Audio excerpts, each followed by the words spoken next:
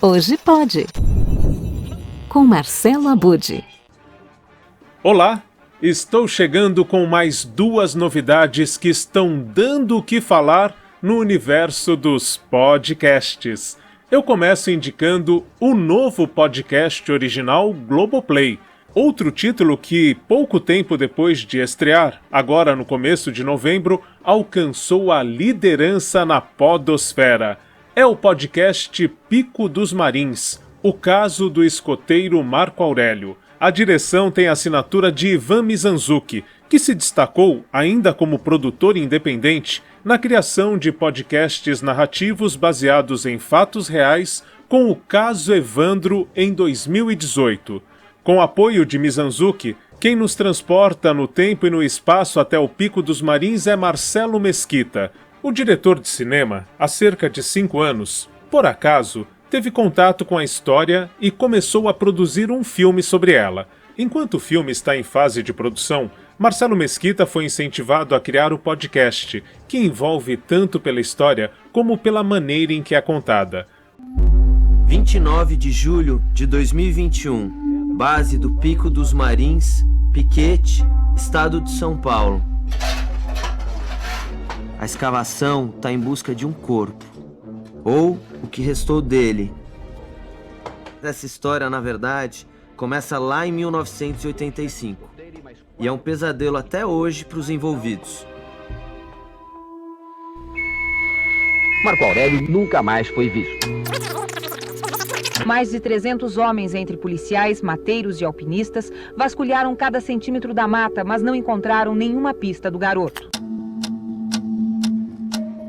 O original Globoplay é produzido pela Trovão Mídia. A temporada tem 10 episódios. A cada semana, Marcelo Mesquita e Ivan Mizanzuki trazem diferentes rumos e linhas de investigação que abrem novas perspectivas e revelações em O Pico dos Marins, o caso do escoteiro Marco Aurélio, disponível nas principais plataformas de áudio. Da realidade à ficção, está mais do que provado que, se a história é boa, o roteiro bem feito, a audiência responde. E o melhor é ver que podcasts em áudio não apenas resistem, mas permanecem entre os mais ouvidos. Agora, o destaque é a terceira e última temporada de Paciente 63. Se você acompanha o hashtag HojePod, já ouviu falar muito dessa audiosérie original Spotify. Inclusive, no blog e podcast Peças Raras, há entrevistas com o diretor e os protagonistas interpretados por Seu Jorge e Mel Lisboa.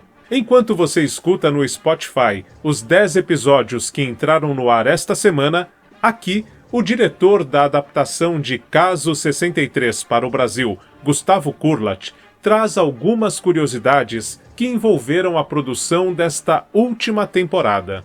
Olá, eu sou Gustavo Kurlat, tradutor, adaptador e diretor da versão brasileira de Paciente 63.